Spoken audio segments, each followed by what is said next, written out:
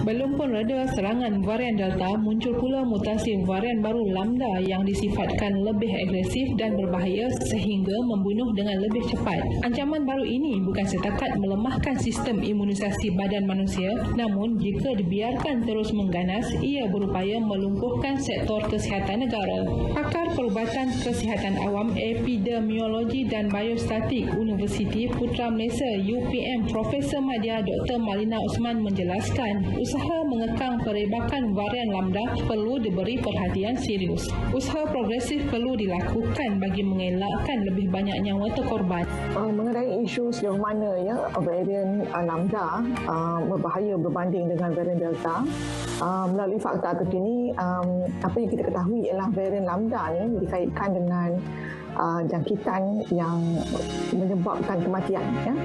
Dan yang kedua, ia sangat mudah berjangkit berbanding Delta, dan akhir sekali ia mungkin menyebabkan seseorang yang sudah divaksin tidak dapat memberikan hasil perlindungan seperti mana yang diharapkan. Varian tersebut dapat melepaskan diri mereka dari sistem immunity sehingga menyebabkan vaksin yang diberi mungkin tidak lagi begitu berkesan. Dikesan buat pertama kalinya di Peru pada Ogos tahun lalu, varian tersebut dilaporkan telah merebak ke lebih 30 buah negara. Walaupun masih belum dikesan di Malaysia, namun tidak mustahil ia boleh menular ke negara ini tanpa langkah berjaga-jaga. Berkongsi kebimbangan serupa, pakar kesihatan pekerjaan, kecemasan dan kesihatan awam Dr. Hanafiah Bashirun. Menurutnya, langkah pembasmian perlu memandangkan sifatnya yang sentiasa bermutasi serta berkemungkinan kebal vaksin. Mana virus dia akan continue bermutasi, tujuannya untuk menjadikan virus itu lebih kuat dan juga dapat mengalahkan tubuh badan manusia. Oleh itu, bukan setakat Lambda saja, mana-mana varian daripada Beta, Delta, Kappa dan juga Lambda, ianya berubah disebabkan oleh sifat virus yang ingin kekal hidup dalam perumah.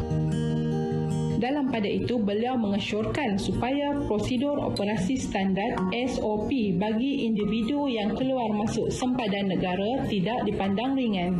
Syarat yang ketat dan rigid perlu dilaksana sebagai langkah awal melindungi rakyat dan negara daripada penularan varian bahaya itu.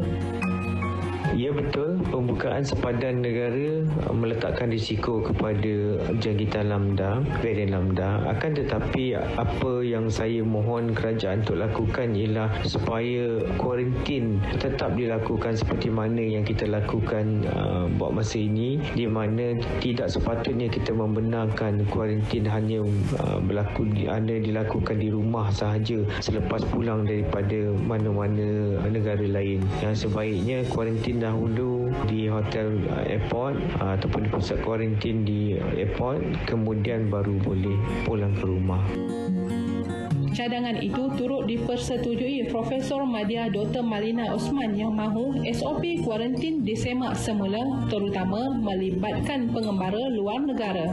Antaranya mewajibkan kuarantin di pusat yang telah digazetkan, selain memanjangkan tempoh kuarantin kepada 21 hari.